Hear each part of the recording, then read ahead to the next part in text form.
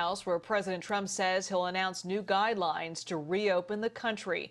CBS News correspondent Skylar Henry is live with an early look at the president's roadmap. Skylar?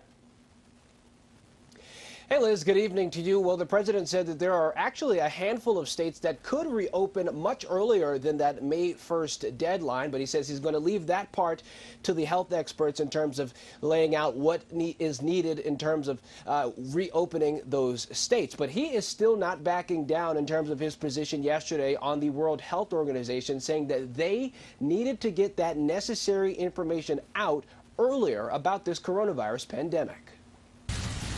President Trump blasted the World Health Organization again for the coronavirus outbreak, claiming the WHO didn't give the U.S. enough warning. WHO's guidance had failed to control their borders at a very crucial phase, quickly unleashing the contagion around the world.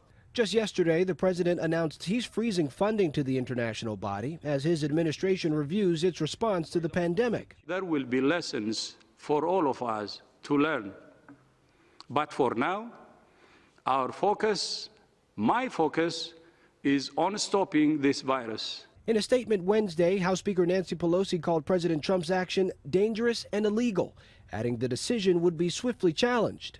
President Trump says he's planning to issue revised social distancing guidelines soon to help restart the stalled economy. The president says he had a productive call with businesses in various industries about reopening the country safely and anticipates discussing plans with the nation's governors on Thursday. We'll be working with the states. We're standing behind the states. We're going to work very closely with the governors in terms of that. The Washington Post obtained a draft proposal of CDC and FEMA guidance for state and local governments.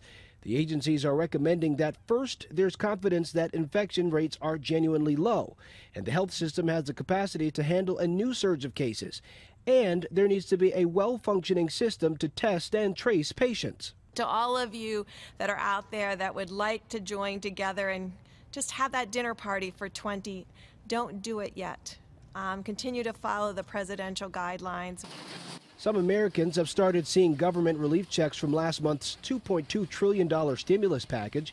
The one-time payments are designed to be a lifeline for tens of millions feeling the financial strain of the virus. Now, just in the last few hours, we received notification from some banks that they've actually had to get their online banking services back up and running after some of them were shut down because so many people were online checking to see if they received those stimulus checks. Now, the Treasury Department and the IRS has created a free app called Get My Payment, which will be available for people to not only set up their direct deposits if they haven't already done so to get their stimulus money, but also be able to track the money that is coming to them. We're here at the White House. I'm Skylar Henry, KPIX 5.